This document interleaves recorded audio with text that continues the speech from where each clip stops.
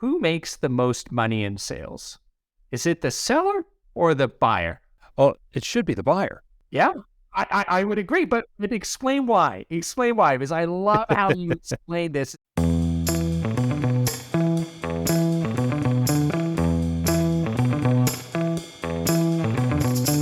Welcome back, everybody. This week's RevOps Podcast. I'm Alistair Woolcock, Chief Strategy Revenue Officer here at Revenue.io. I'm very excited to have a guest with me today, Jeff Bajorek. Jeff is a 7.5-year CTP. He coaches, he trains, he consults, and is also a market-leading author with the book Rethink the Way You Sell. And Jeff, delighted to have you with us. I know you speak around the world. You speak on many different podcasts, all those things. It's just great to have somebody that relishes the trade craft of sales with us here today. So welcome, Jeff. Thanks for having me. I'm glad we could get together and talk about this. We had a couple of prep conversations. We were introduced a couple of months ago, and I've always enjoyed our time together. And it's funny you mentioned that about the trade and the craft of selling. I posted recently on LinkedIn. I said, I've been doing this almost 2 decades. I still get chills when, good things happen in meetings. I still get that pit in my stomach when I wonder if the deal is going to come through. Like there's never a dull moment in sales. And when you can embrace those ups and downs, the inevitable things that you cannot control, it's just so much richer of an experience. And it never gets old. Yeah, I couldn't agree more with you. And I reflect back on some of our conversations, some things I've seen you do in the market as well. And one of the guiding principles I know that you have that I really find fascinating, and you say to people that belief is a superpower. Uh-huh. Now, there's many places we can go with that. Right. But in the context of sales, what exactly is the superpower of belief? What's going on there? Where are you coming from on that? Well, I think, if you don't believe you can, and I'm from Detroit, Henry Ford's kind of big around here, and he's known as saying that if you believe you can or you believe you can't, you're right. Doesn't matter, right? Where your mindset starts you is inevitably where you're going to end up going. But it's one of those things that's not really talked enough about. It's really taken for granted that, well, yeah, of course I have confidence, and of course I believe that this is worth selling, and so I'm going to take it, to market, and I'm going to put myself in front of people that I don't know and ask them for money. Essentially, that's what we do from a professional sales point of view. But in order to really do your best work, you have to have full alignment between what you do, who you're doing it for, how you do it, and why. And what I've been really interested in, particularly over the last couple of years in my consulting practice, is all the training in the world is only going to take an organization so far. Right. We know over the last 50 years or so, we've done a really good job professionally of distilling selling down to a science. We know what needs to happen, and there are so many ways to make those things happen. And if you want to bring someone in, or you want to talk to someone, or even go find your own information about how to better and more effectively get through your sales process, there's not a whole lot that's new, but more reps are missing their targets than hitting them still. So I start to wonder, is it a training issue? Is it a skills issue? Or is it something else? And it almost always comes back to the level of belief that a sales rep or a sales manager or whoever has in the way that they're doing things. Right. You can give me some playbook and you can say that it worked for you, and I can put it into play exactly the way you did it, and it won't work for me the same way it works for you.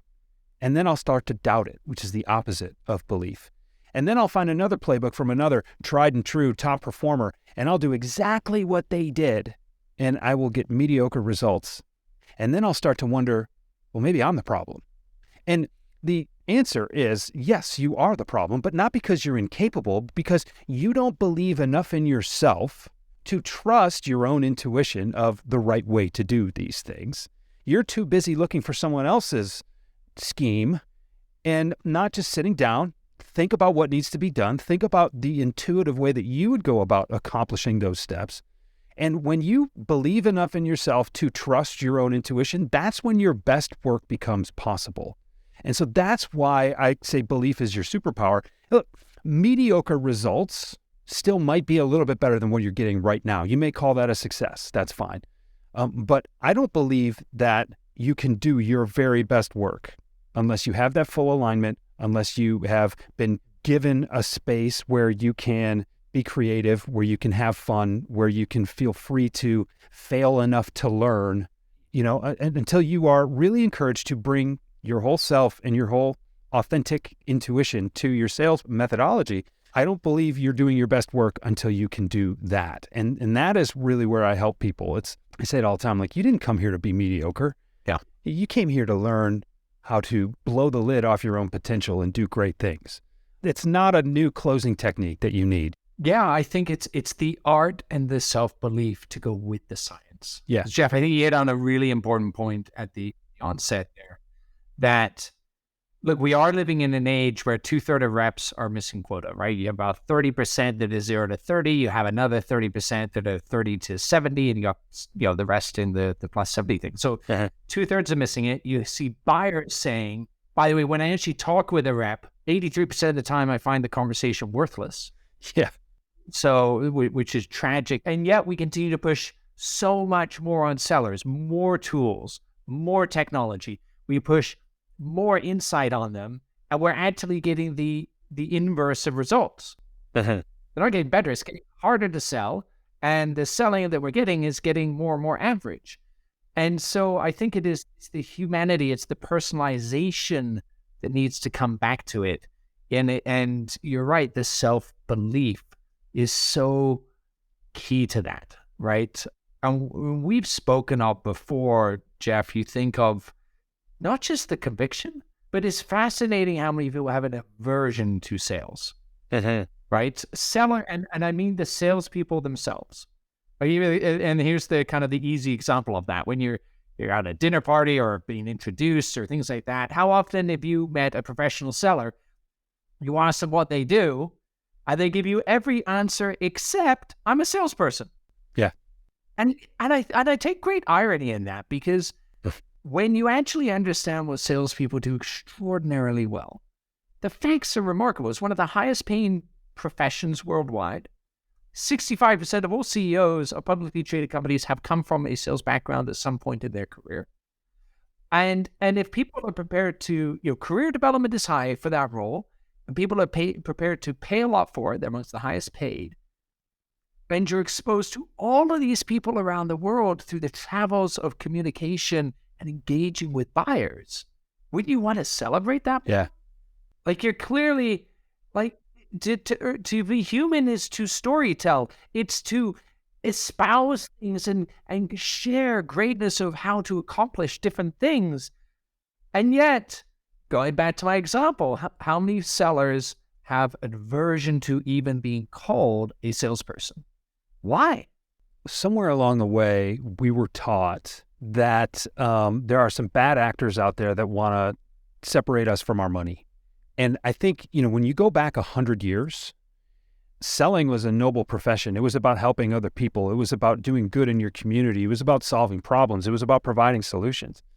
And then at the latter half of the 20th century, we started, I really believe this was because corporate profits were starting to be scrutinized a little bit more often, and forecasting needed to be accurate. So it's really, you take a scientific approach to selling, like so many groups did. And I think about all the research that Neil Rackham and that group that did all of the spin selling research, like that was really groundbreaking research at that time, and really, really important, because selling is such an individual thing. Someone needed to take a look at this wide swath of data and say, okay, what really works? And that's important, because that's how we get better. Yeah. But then when you recognize that everything became as predictable as possible, when you want predictability, listen, predictability and mediocrity go hand in hand. If everybody did it the same way and got completely repeatable results, all those results would be, by definition, mediocre. Right. And I think when you try to just narrow everything down, it goes from this step to this step to this step, and this is how we get at this company, from this step to this step. Well, now you're essentially making people act as robots. It takes all the fun out of it. It takes all the creativity out of it. It takes all the right-brained activity out of it. And that's just not as inspiring as it could be. And if people aren't inspired, they don't do their best work. And so you end up leaving potential on the table at the expense of predictability. Now, I am in no way, shape, or form against any company making money, but we really have to think about the balance of other aspects here. Do we want engaged employees who do really, really great work, except occasionally maybe they miss? Or do we want a bunch of drones that will just deliver the same earnings per share, every quarter? Ask different people, you're going to get different answers, right? I don't think there's a wrong answer there. But my point is, and this is a roundabout way of answering your question, over the last 30 or 40 years, since repeatability became the priority, salespeople started acting against their own natural instincts, against their own authentic instincts, and it became about producing that money instead of helping the person, because the corporation was bigger than the salesperson. And now what you're seeing with social media, what you're seeing with everybody's ability to connect with one another, share information, and really, I think, take a stand against people who aren't acting in their own customer's best interest, that stuff's not tolerated anymore. And so you can't get away with it. And now people like you and I, we want customers for life. It's funny, I've always, the stereotype of the used car lot guy with the mustard stain on his tie and the jacket that's never been, dry cleaned. In that guy's defense, you're not walking on that lot ever again. You might as well drive off it. He's going to do whatever he can to put you into this fine used automobile today. That's his job. But see, you and I, we want customers for life. So we have to be held accountable not only to the results that we provide, but the way that we provide them. That means we're going to act differently. And I think that kind of accountability is really good for our profession. So we're still in that transition. So a lot of people, like my mom, she's coming around now. She finally gave me some grief because I've said this on a couple of podcasts. I said, my mom doesn't know how to reconcile the fact that one of her favorite people is also in sales, right? And now I train salespeople and consult with sales teams for a living. And she's like, but wait a second, you're such a good person. I'm like, yeah, I know. And those two things are not mutually exclusive. And I see it in the companies I work with. Younger people now are much more comfortable calling themselves salespeople than, say, people our age, Alistair, or even a few years older than us. So I see the tide changing. But somewhere along the line, there were some bad actors that gave the entire profession a bad reputation. And it's in some ways made for an interesting challenge for people like you and me. But you're right. When you look at all the opportunity it affords you, when you redefine what selling really is in a way that suits you, and the way I think about it is, you asked me to be on this podcast, that's a sales call. I said yes, so you made a sale. I'm now your customer, right? Anytime you ask someone for something, that's a sales call. And if you think about how many people you ask for things of, throughout the day, do you think about those people as your best customers or potentially your best customers? Like now all of a sudden, selling means the way you interact with other human beings around you everywhere you go. That's a different outlook than where can I get my next $2,500 sale from? It really is. And I have to think, like in my career now, and sales professional I've been fortunate to work with around the world, right? It means like Gartner, jet setting everywhere, helping different teams and stuff like that. One of the key traits I always saw amongst the best, I'm not sure they really actually even thought of their customers as customers. That might sound a little odd to people listening in.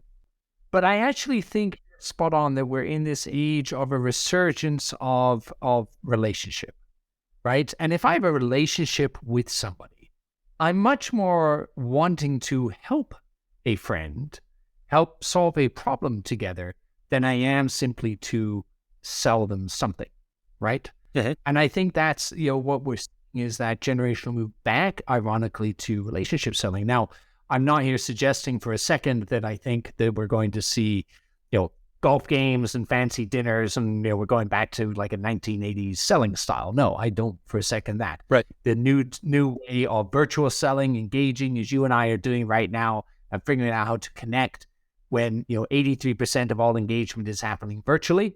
Yeah, you better believe this is the way the world now is. But understanding and actually applying empathy to somebody is key.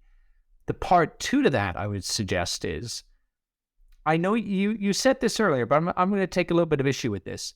Okay, let's do it. Let's rumble. Yeah, there's drone-based companies. You got a bunch of people just repeating things. Then you got the inverse off that. and you didn't know, well, which is good or bad, I'm going to say, well, I do think one's bad. I think it's actually very bad for companies' long-term survivability to have that procession and treadmill or drone, using your language, type sales environment. If we're moving to a world where engagement counts and relationship and connectivity of at an empathy level actually counts, so the behavior and how and which I engage means something, I don't want that repetition. And to credit, I believe it's Tiffany Bova, former Gartner, now a Salesforce evangelist over there, she'll even point to the fact that I think it's around 64% of a seller's time is spent not selling. I think it's more than that. And I don't know about you, I've never hired a sales rep, and in the interview process, I said, okay, so for half this interview, I also want to talk through everything but selling. Right. Are you really good with Salesforce object fields? And tell me about, how awesome you are at extracting ICP information from certain marketing stacks and how you're going to use all of that. You're not paying a sales rep to do that. I'm paying a sales rep for the renaissance that you're suggesting that we're having, which is actually to have a behavior, an art to go with the science of selling that improves the communication and that connectivity. If that isn't rooted in solving a problem, then how am I ever going to have the self-worth to say, hey, I help awesome people I know around the world solve problems all day long? Yes, I do that by selling them something, but it's because I love what it does. Right. And I want to help them solve that same problem in some way, shape, or form. And isn't that, I know it seems easy to say. In large enterprises, I'm not for a second suggesting that's some simple magical thing we just put in HR for recruiting and it works. Right. But it is using technologies that automate all of the workflow and all of that 64% as much as we can, and actually get our sellers back to what they're actually hired for, their superpower, which is their belief around what it is that they're changing for what they represent. That's where the magic of sales happens, isn't it? 100%. And I'm a little upset because I don't disagree with you at all. I thought we were going to have a real heated discussion here, Alistair.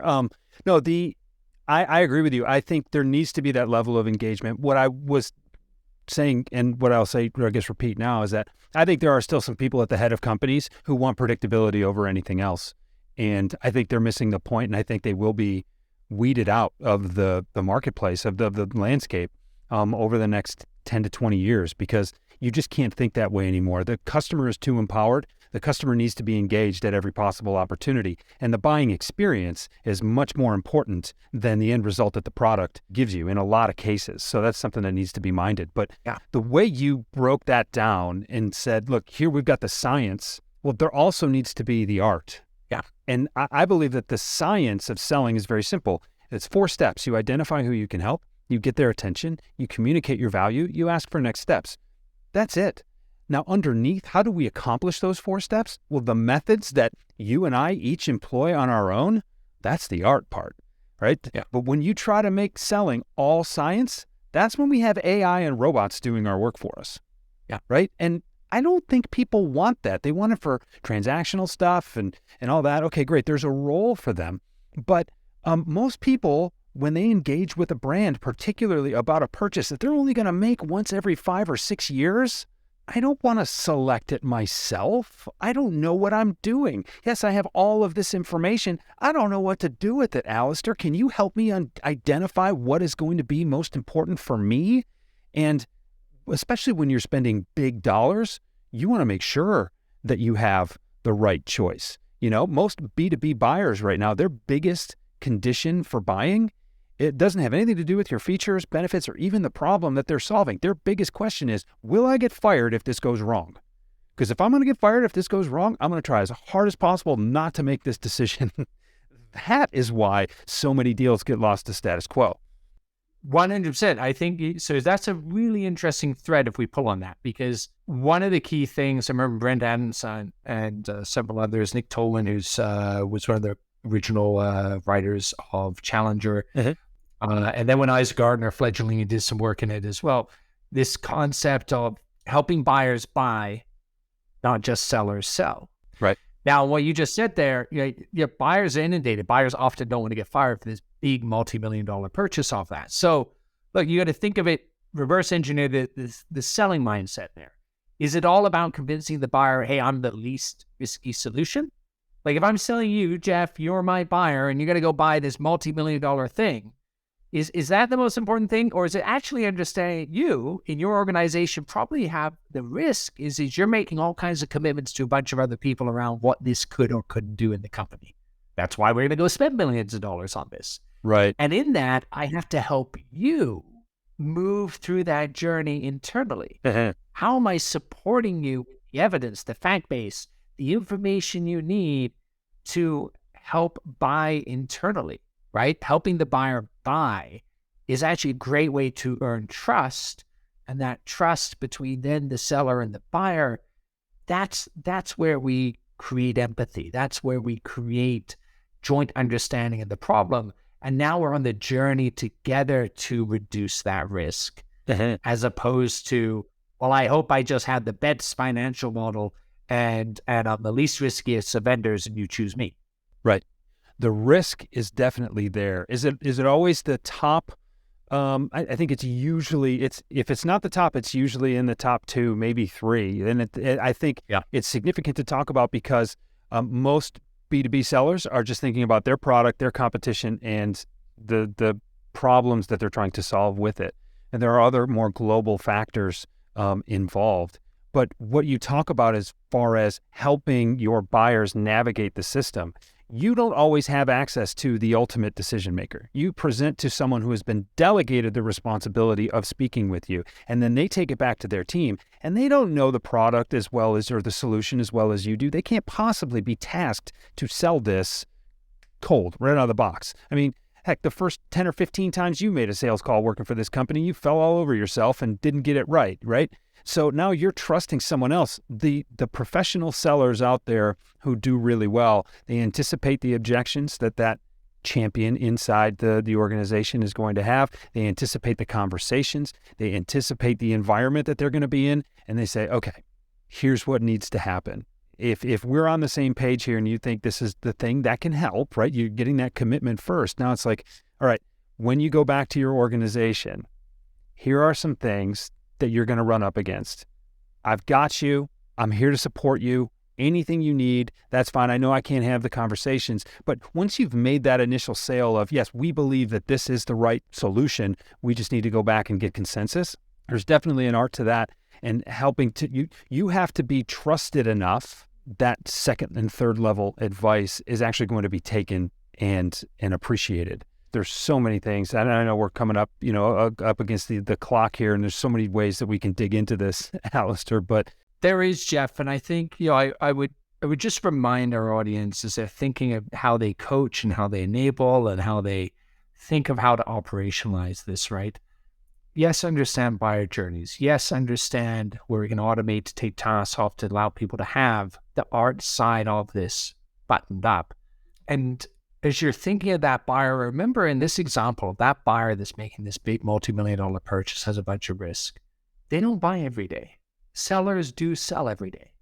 That is the value the seller brings. The seller actually has a lot of experience on how these things go down. They have the data, they have the evidence, they have the understanding of the risks and the hurdles that are going to come on. And not just of closing the deal, what happens after the deal. And if a seller projects and understands what happens after the deal and helps that life cycle and that person understand that, that's what they need the assistance on. Now, before we run out of time though, Jeff, I want to end on one that just I think is one of the most marvelous points you have in your book, Rethink the Way You Sell. And that is, you ask a really great question. Who makes the most money in sales? Is it the seller or the buyer?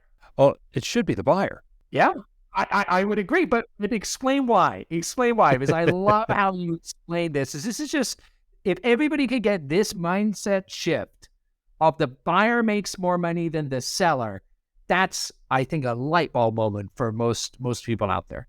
This is kind of a concession, actually, because I believe that most people don't have problems with salespeople. They have problems with money. And salespeople are notorious for separating people from their money. And so by extension, people have problems with salespeople. Yep. But if I'm going to concede that, okay, fine. Let's say you don't really have an issue with money. This isn't about, that you don't want to come to terms with the fact that you help people. You don't want to come to terms with the fact that all the convincing in the world, which is a word I'm trying to eliminate from my vocabulary, that all the convincing in the world, evidence that suggests that selling is a very noble, helping profession. Let's talk about money. If your customer isn't profiting from the deal that you're doing with them, why not? You're going to sell a solution for $2.5 million because they're going to turn around and make $55 million every year that they're using it. And that's what I tell people all the time. They say, wow, Jeff, you're expensive. I'm like, yeah, I know I'm expensive. That's my insurance policy that you're going to get the results you're looking for. And by the way, I leave. You're going to install me for a relatively short period of time to transform the results you're getting out of your sales team. And then when I go away and you stop paying me, you still continue printing money. It's a really good deal for you. Yeah. But if more sellers themselves could remember that the one who's really profiting from this deal or any deal is and should be the customer, it's just a really nice reframe of oh yeah, I didn't think about that. I was too caught up in my own commission check and the idea that this is the biggest deal I'd ever sold. I'm getting in my own headspace and my own head trash about how important this is going to be. Yeah, I forgot about the customer. First rule of selling, don't forget about the customer. It doesn't work well for you when you forget about them. So that client or customer should be profiting much more than you ever will. Otherwise, it's a bad deal, and don't sell bad deals. I love the sentiment. As I said, it's one of the highlights for me, Jeff, because I just think it's one of those that a lot of people jump on that and say, well, no, we always make sure we close off deals with an ROI calculator. Mm-hmm. That's not the point. By the way, it's also the wrong stage to be using that in. If you aren't helping build the business case up front, you aren't supporting the buyer. Right. You're only ever selling to them. Right. So if you really are helping a buyer buy, you will be helping them build the business case at the onset of the discussion. You're helping anchor around a problem that you are saying, here is what the causality of solving that problem is going to be on your business. And in some way, it's going to move it ahead so they can add more people. Maybe they're optimizing some profit center, or they're changing the way they're engaging with the world. But if you can't be anchored around that kind of analysis and outcome, then I think you're only ever chasing the commission check, and that isn't the right way to sell. And so, yes, help the buyer buy, not just the seller sell. And let's make sure we ask, are we sure who's making the most money here? And what that number is? Do you know what that number is for that customer? Have we coached them to what that number could be? Do they believe in that number? Is it a true number? Not some flippant thing we punched through a calculator. Yeah, I think that is the science coupling them with the art at the right stage. Yeah, it's brilliant. Jeff, final word. You interact with thousands of folks around sales, every single year. Headed into, the start of this new year, all of the world that we're in, which is a reasonably tricky one for a lot of folks right now. If you were to give a final tip to say, what would it be? What's your final coaching advice for everybody? That voice in the back of your head, that feeling in your belly, will never lead you wrong. When you feel like you know what the right thing to do is, the biggest mistake that you can make is talk yourself out of it. You're going to feel all the pressure in the world to talk yourself out of it. You won't be alone. There are people who talk themselves out of it all the time.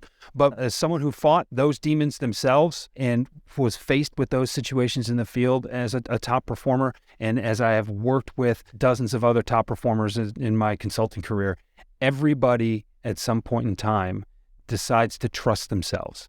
And when you believe enough in your capabilities to trust those instincts, that is what blows the lid off your potential and turns you into a perpetual top performer. So fight that if you will, but know that your best performance is on the other side of that decision. I love it. Sage advice. Wonderful having you here, Jeff. Can't thank you enough for coming on, and have yourself a brilliant 2023. We'd love to have you back here in the near future. And how do people get a hold of you? Any quick advice there? The easiest way, jeffbajorek.com. And since most people are listening to this in a podcast player, the Rethink the Way You Sell podcast is wherever you can find it. Every podcast player, and even on YouTube. I do some visual stuff there too, so you can find it there. Yeah, it's that's the best way. Awesome. Jeff, thanks again. And appreciate all of our listeners tuning in today. Please don't forget to like and subscribe, and do check out our call-in number and send in your questions to Howard and I. We will be sure to answer them and feature them in an upcoming podcast episode as well. You can reach us at 323-540-4777. That's 323-540-4777. Thanks so much, Jeff. Everyone, have a wonderful week.